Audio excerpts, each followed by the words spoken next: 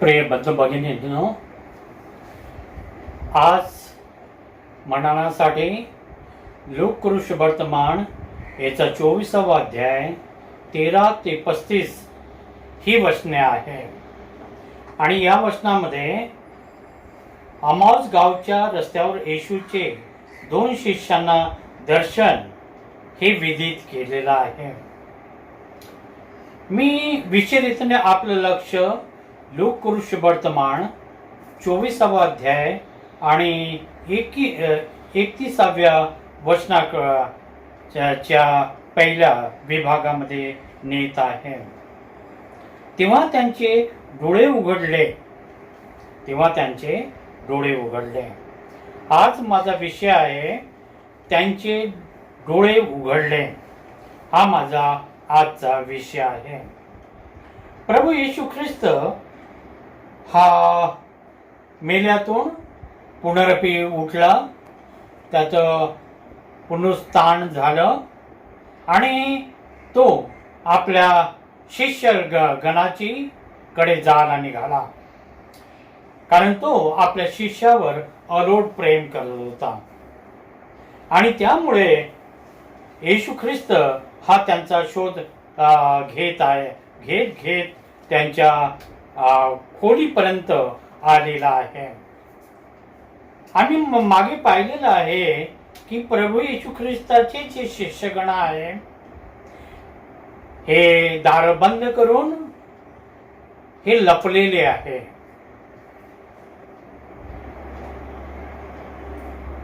त्यांना त्यांच्या अंतःकरणामध्ये भीती आहे, निराशा आहे आणि आशाहीनता आहे. भीती अशासाठी आहे की योद्ध धर्म पुढारी येतील, आम्हाला पकडतील आणि आम्हाला सुद्धा वधस्तंभावर खिळून मारतील.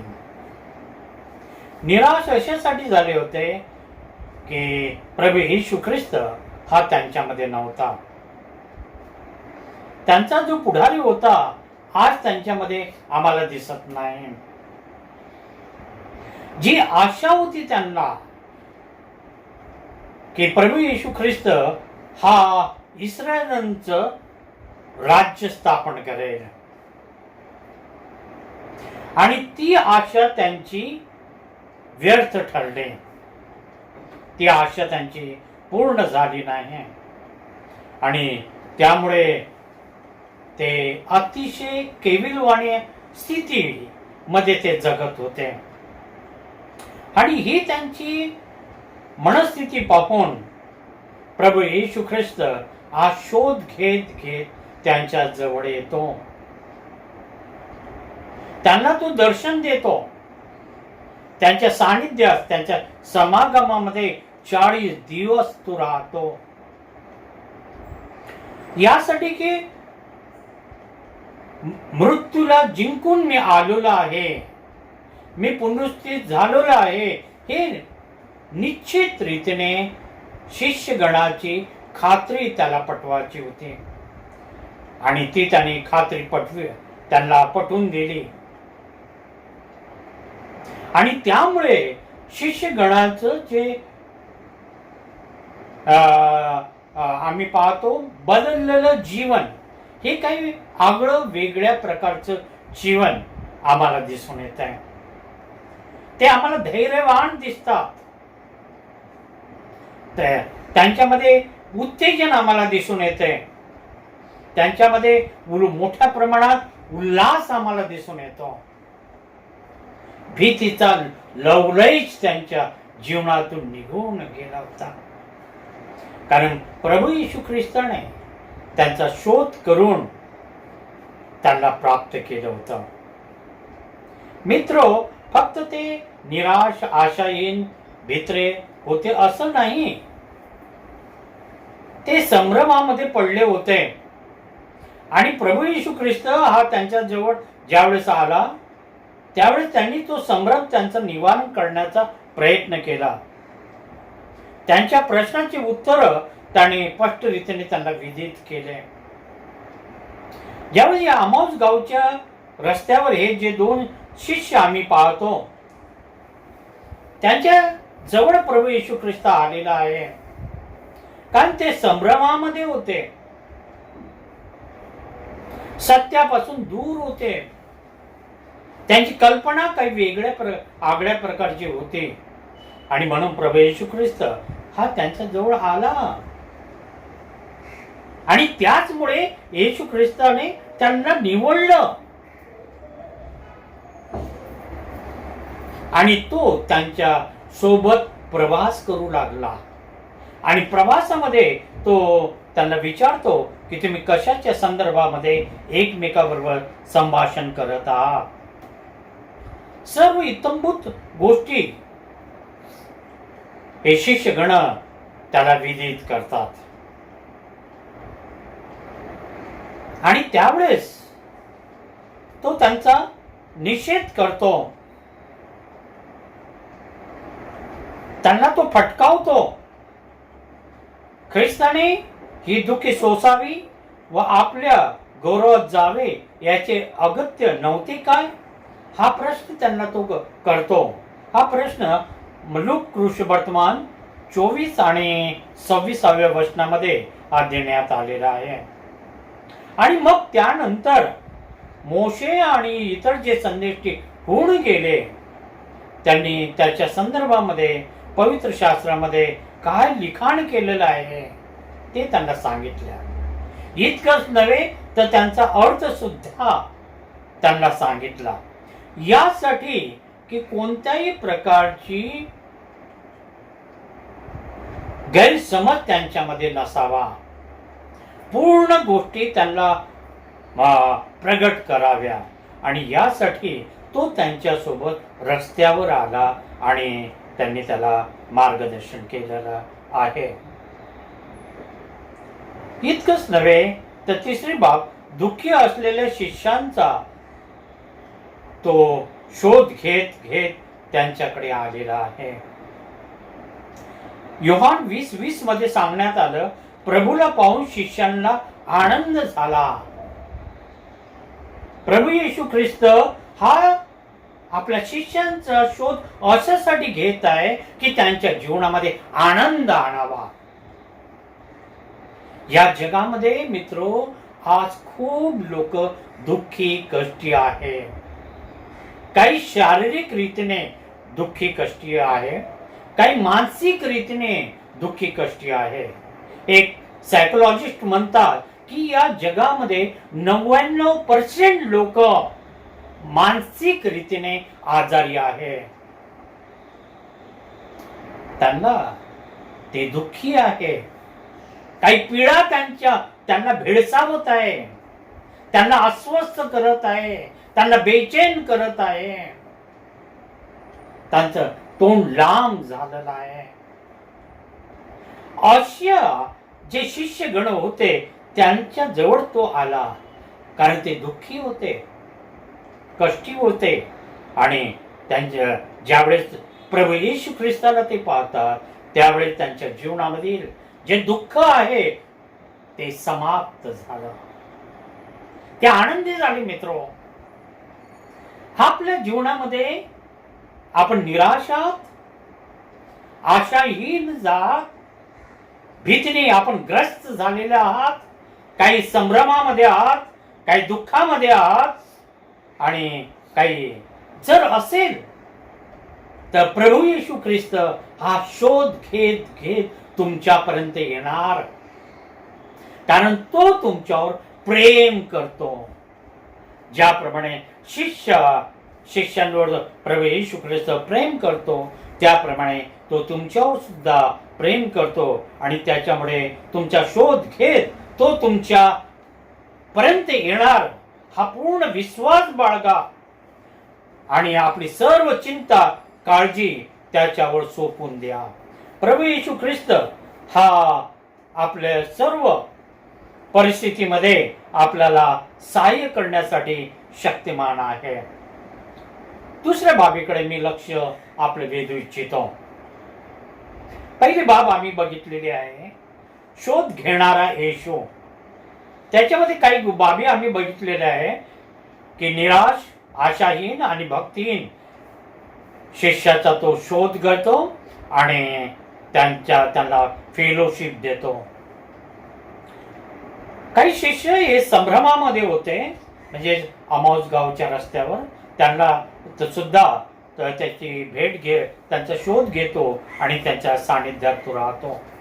जे दुःखी कष्टी शिष्यगण आहेत त्यांच्या जीवनातून तो दुःख नष्ट करतो. आणि चौथी बाब आहे, सत्यापासून जे दुरावलेले लोक आहेत त्यांना तो सत्यामध्ये घेऊन येतो.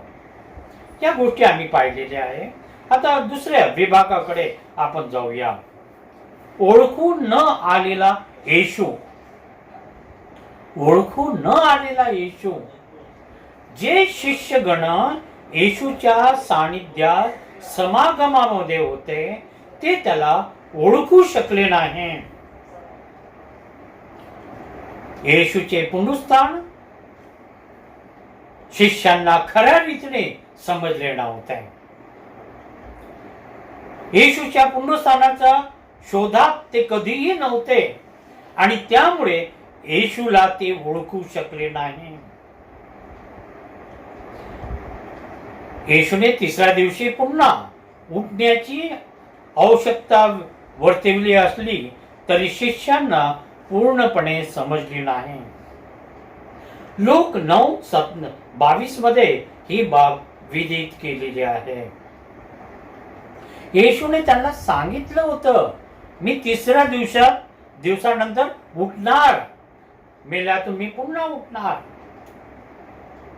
परंतु हे जे शिष्यगण होते, हे शिष्यगण एक खऱ्या रीतीने त्यांना येशूचं पुनरुत्थान हे होणार आहे हे खऱ्या रीतीने त्यांना समजलं नव्हतं किंवा त्याचा त्यांनी शोध सुद्धा घेतला नव्हता. नंबर 2, येशूला ओळखू नये ही स्वतः येशूची इच्छा होती. काय असं होऊ शकते? होय मित्र. मार्क 16 आणि 12 मध्ये स्पष्ट लिहिण्यात आलं आहे, त्यांना तो दुसऱ्या रूपाने प्रगट झाला.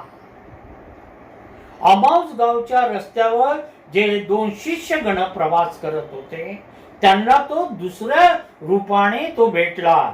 म्हणजे येशू ख्रिस्ताची ही इच्छा नव्हती की त्यांना ओळखावं.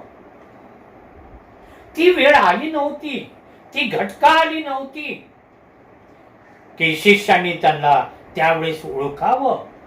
कारण येशू प्रथम त्यांच्याबरोबर संभाषण करू इच्छित होता, त्यांचे विचार जाणून घेऊ इच्छित होता, त्यांची काय कल्पना आहे हे समजून घेऊ इच्छित होता आणि मग त्यांना तो पवित्र शास्त्रामधून मार्गदर्शन करू इच्छित होता.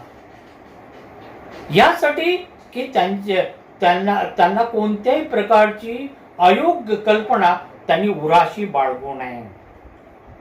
सत्याचा त्यांनी शोध करावा आणि सत्य काय आहे ते प्रभू येशू ख्रिस्ताने शिष्यगणाला प्रगट केलेलं आहे आणि ते त्यांनी विदित केलेलं आहे.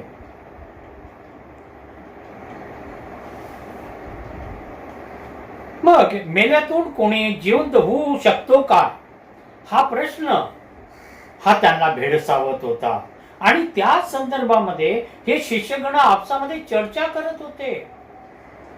संपूर्ण येरुशलेम शहर दणाणून गेलं होतं की प्रभू येशू ख्रिस्ताचं पुनरुत्थान झालेलं आहे, तो उठलेला आहे, मेल्यातून तो उठलेला आहे. ही वार्ता सर्व शत्रू पक्षांच्या सुद्धा कानावर गेली होती आणि सर्वीकडे हीच चर्चा होत होती की असं होऊ शकते काय. आणि हाच प्रश्न शिष्यगणाला सुद्धा निश्चित रीतीने भेडसावत असणार. त्यांचा संभ्रम हा जो झाला होता शिष्यांचा, तो येशूला नष्ट करायचे होते, त्यांच्या मनातील प्रश्न हे निवारण करायचे होते. त्यामुळे तो दुसऱ्या रूपात त्यांना प्रगट झाले आणि त्यांनी फेलोशिप दिली, म्हणजे त्याला सहभागिता दिली, सहवास दिला. काही तास, सर्वसाधारण 2 ते 3 तास येरुशलेम ते येरुशलेम ते अमौस गावापर्यंत चालण्यासाठी वेळ लागत होता. येशू ख्रिस्त आपल्या शिष्यांच्या सानिध्यात समागमामध्ये 2 ते 2.5 तास राहिला. आणि यासाठी की त्यांना खऱ्या रीतीने सत्य काय हे त्यांना समजावं. मग त्यांच्या पुढे आम्ही पाहतो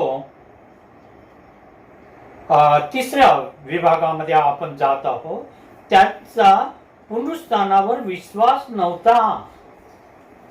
आम्ही अभ्यास करत आहोत ओळखू न आलेला येशू. कोणत्या गोष्टीमुळे येशू हा ओळखू आला नाही याचा आम्ही अभ्यास करत आहोत. आणि त्याच्यामध्ये 3री बाब त्यांचा म्हणजे शिष्यगणाचा पुनरुत्थानावर विश्वास नव्हता. हे त्यांना मान्य नव्हते. नासरेतकर येशू विषयीच्या तो देवाच्या व सर्व लोकांच्या समोर कृतीने व युतीने पराक्रमी संदेष्टा होता असं ते मानत होते. लूक 24:16 मध्ये येशू ख्रिस्त हा फक्त संदेष्टा होता, हा त्यांचा विश्वास होता. आपल्या विश्वासाला ते प्रामाणिक होते. आणि ही त्यांची जी कल्पना होती किंवा त्यांचा जो विश्वास होता तो चुकीचा होता. आणि तो प्रभू येशू ख्रिस्ताला काढून त्यांच्या जीवनातून काढून टाकायचा होता. आणि त्यामुळे प्रभू येशू ख्रिस्त हा जिवंत झालेला आहे हे त्यांना कळणं अत्यावश्यक होतं. येशू हा जिवंत झाला हे ते मान्य करत नव्हते. त्याला तो दिसला नाही असं ते म्हणतात. लूक कृष्णवर्तमान 24 आणि 24 मध्ये त्यांना तो दिसला नाही. म्हणजे ज्या स्त्रिया त्या कबरेजवळ भल्या पहाटे गेल्या होत्या त्या स्त्रियांना तो कबरेमध्ये दिसला नाही. कबर रिकामी होती. आणि दिव्य दूत त्यांना भेटला आणि त्यांनी सांगितलं की तू प्रभू उठलेला आहे. आणि ही वार्ता धावत धावत येऊन त्यांनी शिष्यगणाला सांगितले. पेत्र आणि योहान हे सुद्धा त्या रिकामी कबर पाहण्यासाठी गेले होते. फक्त त्यांनी त्यांच्यावर स्त्रियांनी सांगितलेल्या गोष्टीवर त्यांनी विश्वास ठेवला नाही तर प्रत्यक्ष खात्री करून घेतली. आणि म्हणून मग त्यांना सुद्धा दिसून येत आलं होतं की कबर ही रिकामी होते. त्यांना तो दिसला नाही हे त्यांचं स्पष्टपणे विधान आहे. किंवा प्रभू येशू ख्रिस्ताला ते सांगत आहे की प्रभू येशू ख्रिस्त हा त्यांना त्या कबरेमध्ये रिकाम्या कबरेमध्ये दिसलेला नाही. पुनरुत्थानावर त्यांचा विश्वास नसल्यामुळे ते त्याला ओळखू शकले नाही. या शिष्यगणाचा पुनरुत्थानावर विश्वास नव्हता आणि त्यामुळे मुख्यतः ते प्रभू येशू ख्रिस्ताला ओळखू शकले नाही. प्रभू येशू ख्रिस्ताला ओळखू न आलेला येशू याच्यावर आम्ही अभ्यास करत आहोत. आणि त्यामध्ये आम्ही बघितलेलं आहे की पुनरुत्थान खऱ्या रीतीने त्यांना समजलं नाही म्हणजे शिष्यगणाला. आणि अशा व्यक्तीला प्रभू येशू ख्रिस्ताने दर्शन दिलेलं नाही. त्यांनी ओळखू नये ही प्रभू येशू ख्रिस्ताची इच्छा होती. आणि 3री बाब पुनरुत्थानावर त्यांचा विश्वास नव्हता. आणि या 3 बाबी या प्रभू येशू ख्रिस्ताला त्यांच्यामध्ये दिसल्यामुळे त्याने आपली खरी ओळख त्यांना प्रगट केली नाही. हे त्याचं मूळ कारण आहे. मग आपण 3ऱ्या गोष्टीकडे जाऊया. त्यांचे डोळे उघडणारा येशू, त्यांचे डोळे उघडणारा येशू. म्हणजे त्यांचे म्हणजे कोणाचे? शिष्यगणाचे डोळे उघडणारा येशू. येशू ख्रिस्त हा दोन शिष्यांसह हा चर्चा करत करत आमोस गावाकडे आगेकूच करत होता. काही जण म्हणतात की हे जे शिष्यगण आहे हे येशूचे 12 शिष्यामध्ये 12 शिष्यगणामधील हे शिष्य नव्हते. काही लोकांचं म्हणणं आहे की दुसरे शिष्य होते. येशूचे 3 गटामधले शिष्य होते. एक 12 शिष्य जे त्याच्या सानिध्यात समागमामध्ये राहत होते ते, दुसरे ते त्याच्या सानिध्यात समागमामध्ये राहत नव्हते, ते आपल्या घरी राहत होते. परंतु येशू ख्रिस्ताचं शिष्यत्व त्यांनी स्वीकारलं होतं. असा हा दुसरा गट. या दुसऱ्या गटामधील हे लोक असावे असं काही म्हणणं आहे. आणि तिसरे गट गुप्त शिष्य, त्यामुळे निकोदेम हा येतो, तो गुप्त शिष्य होता. आम्हाला त्यामध्ये त्याकडे मी जास्त लक्ष आपलं वेधू इच्छित नाही, कारण तो माझा विषय नाही. परंतु माझा विषय हा आहे की त्यांचे डोळे उघडणारा येशू. येशू ख्रिस्त हा त्यांच्या बरोबर होता. संध्याकाळ झाली आणि साहजिकच शिष्यांनी त्याला आपल्या बरोबर येण्याची विनंती केली की आमच्या बरोबर तुम्ही या आणि आमच्या सोबत 2 घास आमच्या सोबत जेवण करा. संध्याकाळची वेळ असल्यामुळे येशू ख्रिस्ताने त्यांचं आमंत्रण हे स्वीकारलं आणि स्वीकारून तो त्यांच्या घरी गेला. त्या ठिकाणी जेवणासाठी हे तिघही एकत्र बसले. त्यावेळेस प्रभू येशू ख्रिस्ताने यजमान पद आपल्याकडे घेतलं. तो अतिथी म्हणून त्या ठिकाणी बसला नाही, तर यजमान पद त्यांनी आपल्याकडे घेतलेलं आहे. आणि हातामध्ये त्यांनी भाकर घेतली. आकाशाकडे बघून, त्या परमेश्वराकडे बघून त्यावर त्याने आशीर्वाद मागितला आणि ती मोडून ती त्यांनी शिष्यगणाला दिली. ज्यावेळेस ही कृती झाली त्यावेळेस त्यांचे डोळे हे उघडले. का उघडले त्यांचे डोळे? येशू ख्रिस्ताचं मरणाचं स्मरण त्यांनी केलं. येशू ख्रिस्त आमच्यासाठी मरण पावला याची आठवण त्यांना झाली. येशू ख्रिस्ताने आपल्या शेवटच्या दिवसामध्ये शेवटचं भोजन आपल्या शिष्यांसह केलं हे त्यांना आठवलं.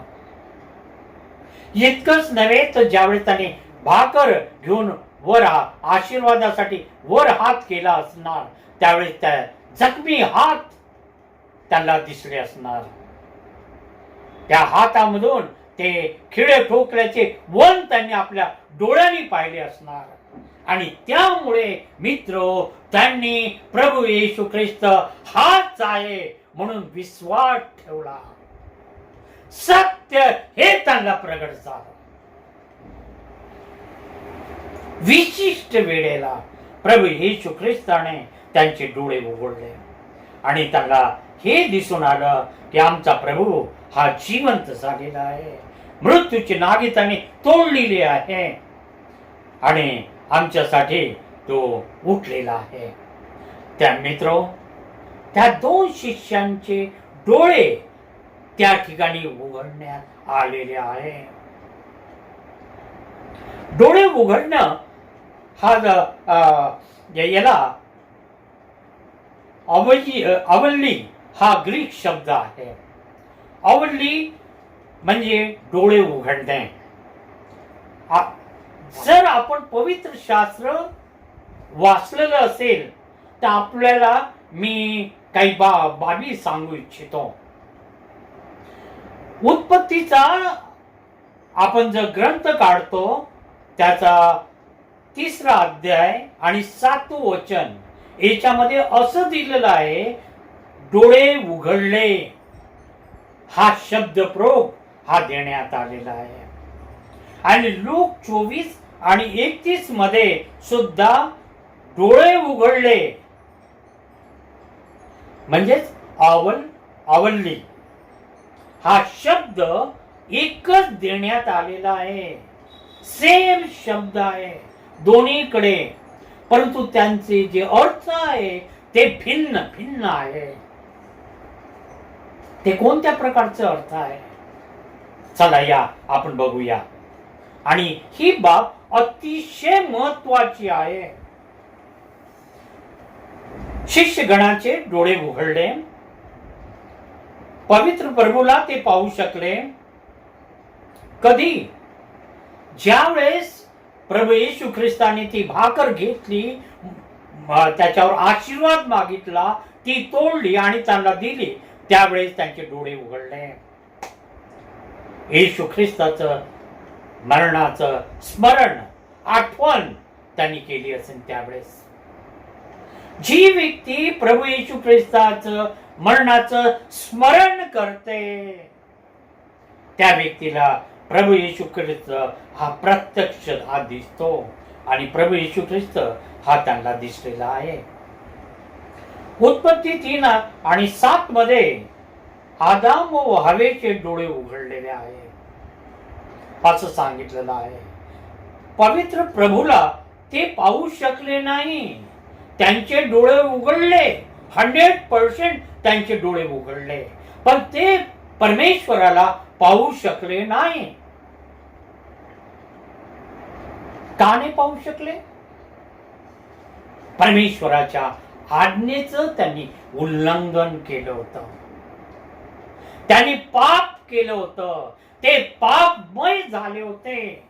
ज्यावेळी कोणती व्यक्ती पापमय होते ती व्यक्ती प्रभू येशू ख्रिस्ताला कधीही पाहू शकत नाही. पण ज्या व्यक्तीची पापाची क्षमा करण्यात आलेली आहे, जे नीतीच्या मार्गाने चालतात, धार्मिकतेच्या मार्गाने चालतात, त्या व्यक्तीला प्रभू येशू ख्रिस्ताचं दर्शन होते. या आदाम व हवा यांनी फक्त आवाज ऐकला. पूर्वी ते प्रत्यक्ष परमेश्वराला पाहत होते, समोरासमोर ते एकमेकाबरोबर बोलत होते. पण आता काळ बदलला, ते पापमय झाले आणि त्यामुळे ते परमेश्वराला पाहू शकले नाही. फक्त त्यांनी परमेश्वराचा आवाज ऐकला. आणि इकडे जे शिष्यगण होते त्यांनी प्रभूला प्रत्यक्ष आपल्या डोळ्यांनी पाहिलं.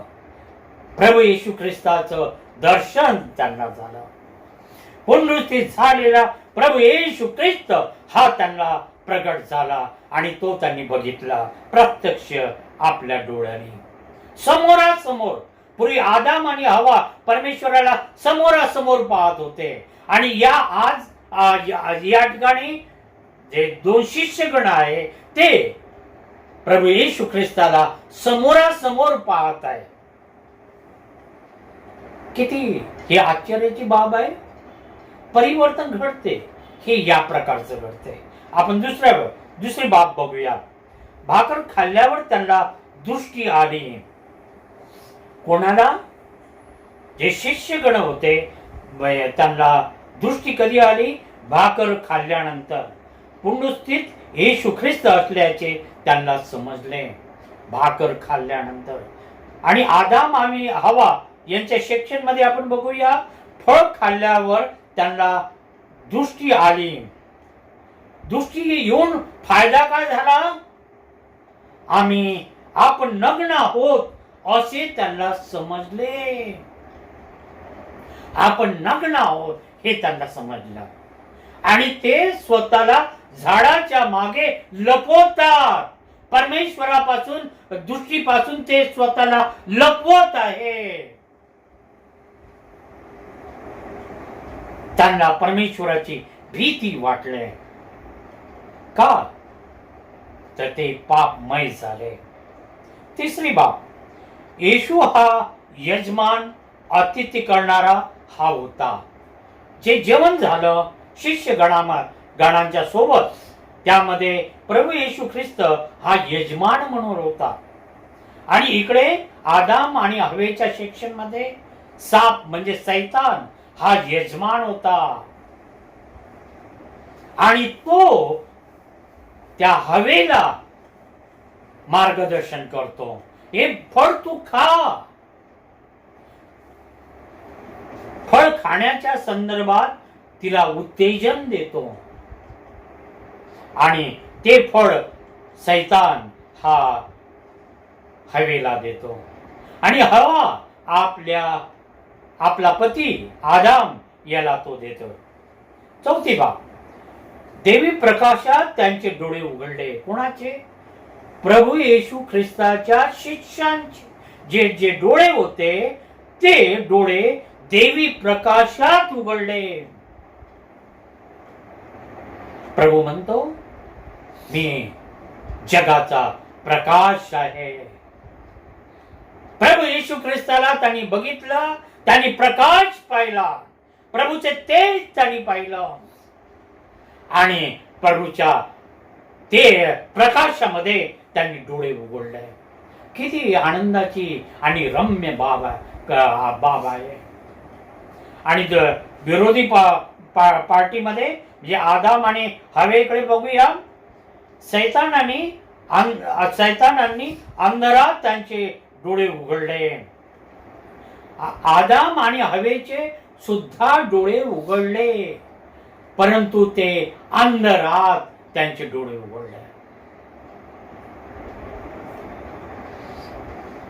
अंधार, सैतानाचं साम्राज्य मध्ये त्यांचं डोळे उघडले.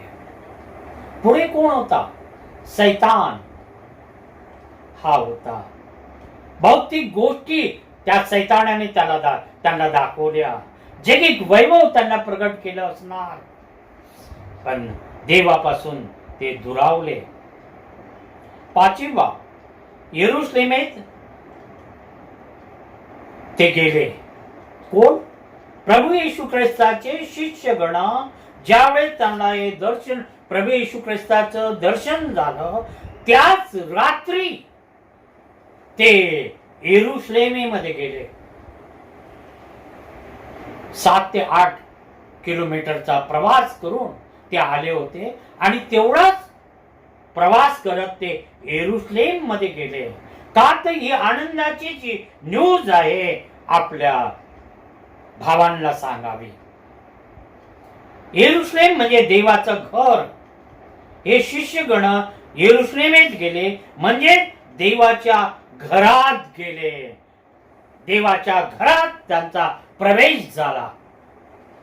किती चांगली बाब आहे. देवाच्या घरात ते गेले. आणि आदाम आणि हवा एदेन बागेतून ते बाहेर गेले. जी एदेन बाग परमेश्वराने त्यांच्यासाठी खास हे ठेवली होती, रिझर्व केली होती, त्या एदेन बागेतून त्यांनी काढून टाकलं. त्या ठिकाणी ते राहू शकत नव्हते. का? कारण ते पापमय झाले. शेवटची बाब म्हणजे चौथी बाब, स्वतःला प्रगट करणारा येशू.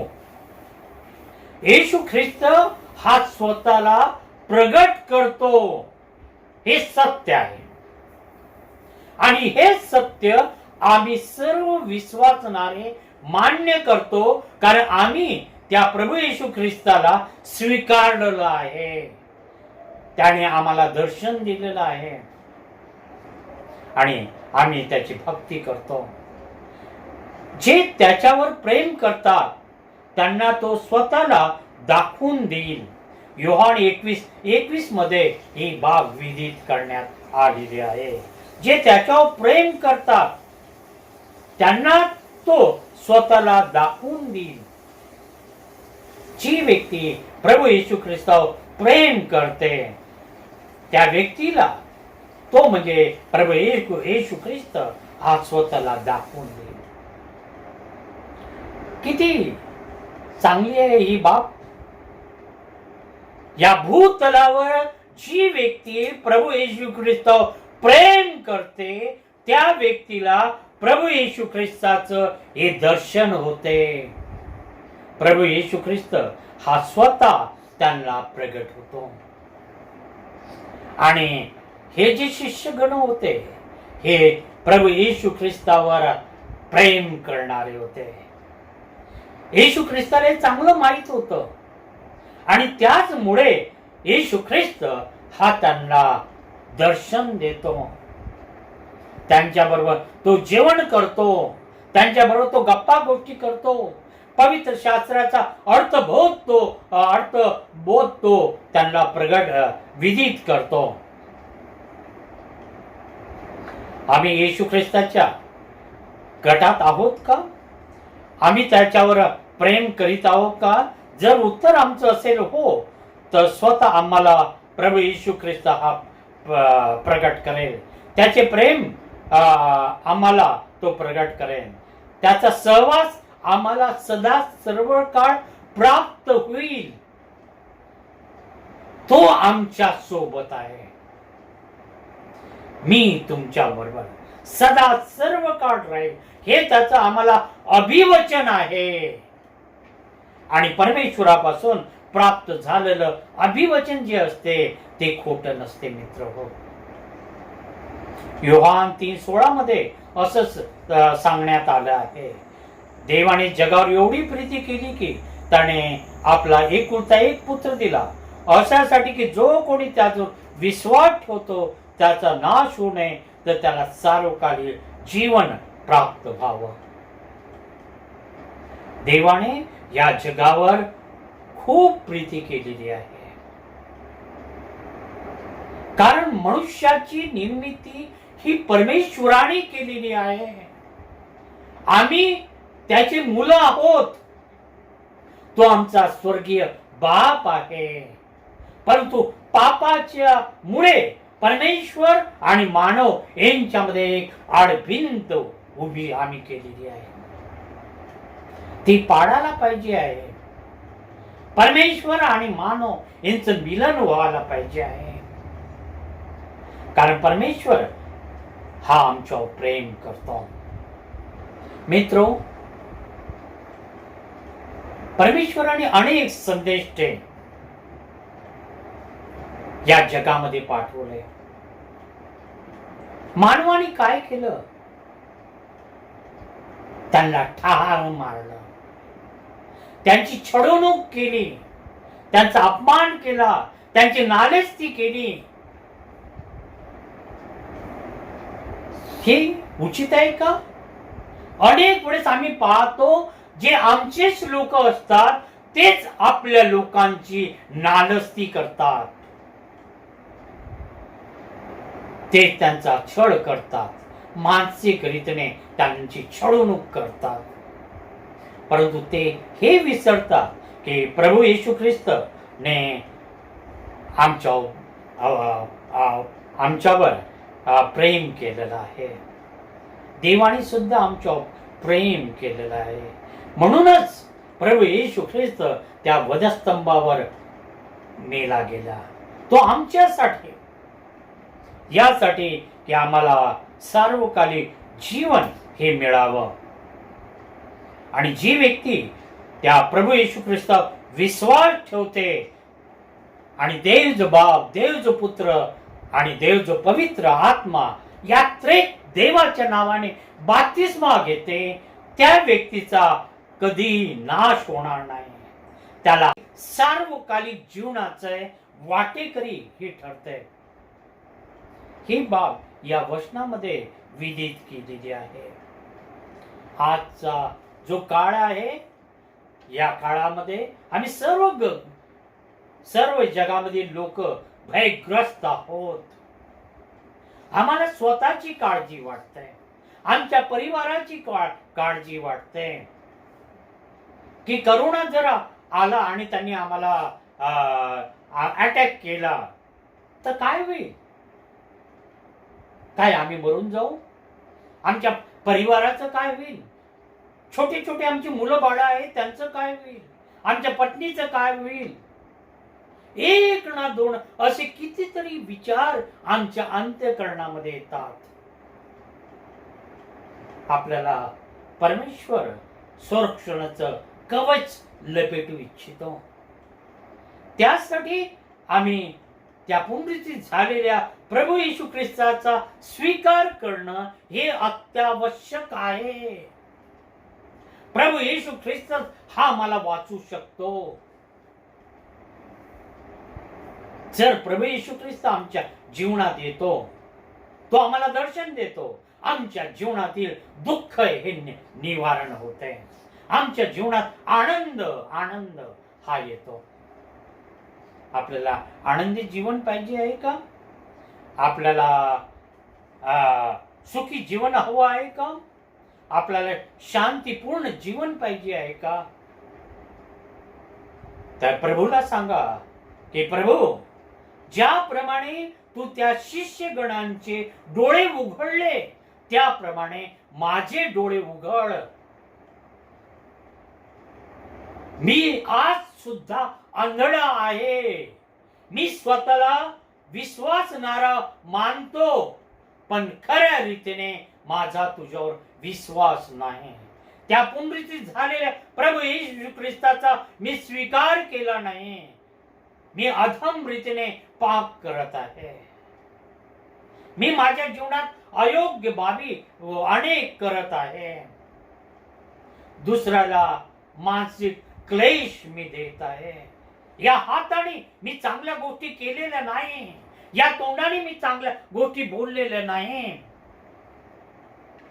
प्रभू मला क्षमा कर आणि माझे डोळे तू उघड. तू शोध करत आहेत ना, तू शोध करणारा येशू आहे ना, हा बघ तुझा दास तुझी वाट पाहत आहे. बोल, तुझा दास हा तुझी वाट पाहत आहे. तुझ्या बोलण्याची आतुरतेने आम्ही वाट पाहतो. तो आमच्या बरोबर बोलावं, आम्हाला आपल्या मिठीमध्ये समाविष्ट करावं.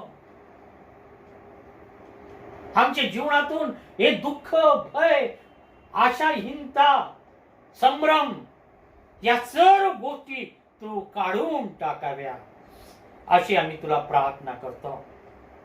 आणि त्या पुनरुत्थित प्रभू येशू ख्रिस्ताचं खरं दर्शन तू आम्हाला दे. आपल्याला प्रभू येशू ख्रिस्ताचं जर खरं दर्शन पाहिजे आहे तर तो ओबडधोबड वधस्तंभ आपली वाट पाहत आहे. त्या ओबडधोबड वधस्तंभावरून त्याचं रक्त गळत आहे. आपलं नाव घेऊन ते रक्त आपल्याला आमंत्रण देत आहे. ओ कष्टी भाराक्रांत जनो, तुम्ही सर्व माझ्याकडे या, म्हणजे मी तुम्हाला विसावा देईन. तुम्हाला त्या विसाव्यामध्ये यायचं आहे का? त्या वधस्तंभाच्या जवळ यायचं आहे का? त्या प्रभू येशू ख्रिस्ताचे पाय पकडायचे आहे का? आजच तारणाचा दिवस आहे. तो दिवस उद्यावर ढकलू नका. जीवनाचं कधी काय होईल काही सांगता येत नाही मित्र. प्रभूला शरण जा, पश्चातापी व्हा आणि प्रभूला सांगा की प्रभू माझे तू डोळे उघड. प्रिय परमेश्वरा, आम्ही आमच्या जीवनामध्ये